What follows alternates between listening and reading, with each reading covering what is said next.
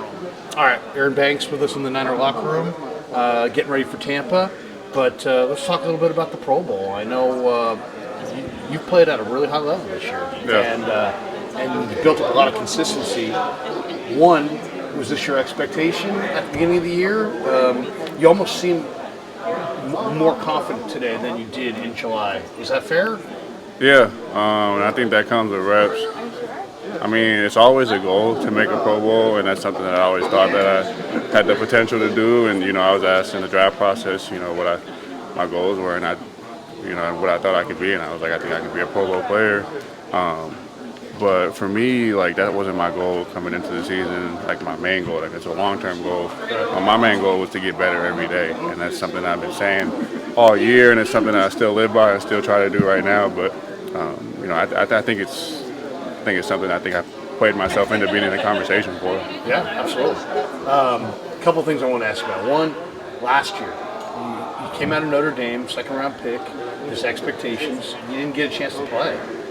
What was last year like for you, and what did you do in the last year to get you to where you are right now? I mean, it was definitely very humbling. And I came in with the anticipation that I would be coming into play, and I knew that I'd have to fight for the spot.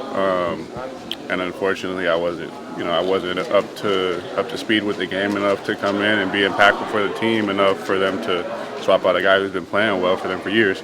And so for me, I took that year, and it definitely was humbling, and I kind of just, looked at myself in the mirror and said, what can I do to get better? What can I do to put myself in a situation where it's not a question of, am I going to be on the field, or am I going to be, playing well for this team and helping this team win? And so for me, a lot of it was physical, and taking a lot of fixing my body, and then just taking the reps in practice. Our D line's really good. I've been saying that for a long time.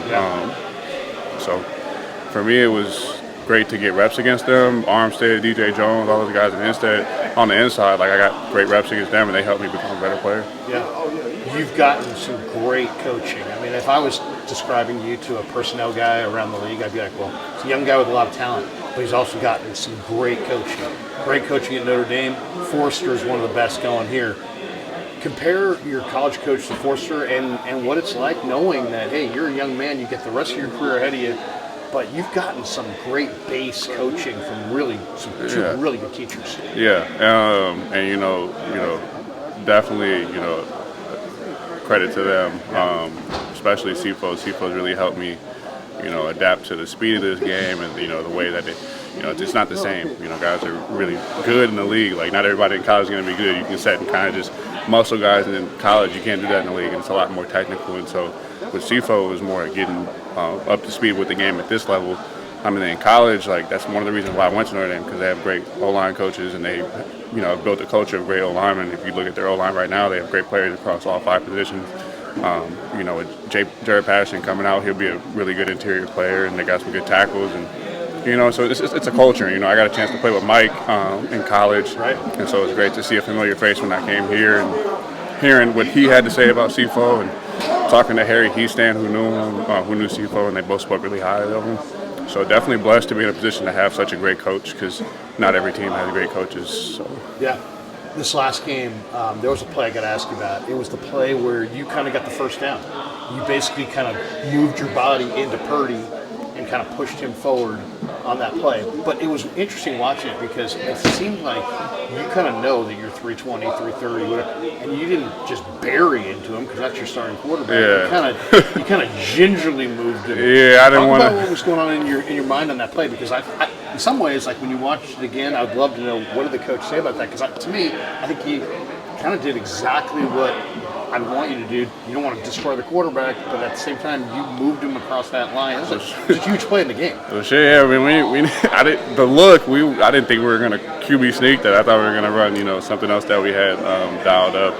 And Purdy's like, fuck it, we run the sneak, and It's all mashed up, and I found myself behind Purdy, and I'm like, all right, well, shit, let's get you a first down, bro. So I just pushed him, but I mean, You didn't fall into them though. but no, like I mean, if I'm helping any of my guys, like it would be stupid to just bury into one of my guys. Like if the running back gets caught in the pile, or they're standing up, standing still, for me to go mash the running back like that, why would I put a hit on him when I can just kind of move, just try to get behind them and move them? Like you don't need that impact. You don't need to really like smack your own guys to say the least. But like I don't know, just kind of the way it played out. I knew we needed to get a first down. I think it was a fourth down, so it was a big time in the game. We needed that, and so I kind of found myself in a position where I could help us get a first down. Yeah.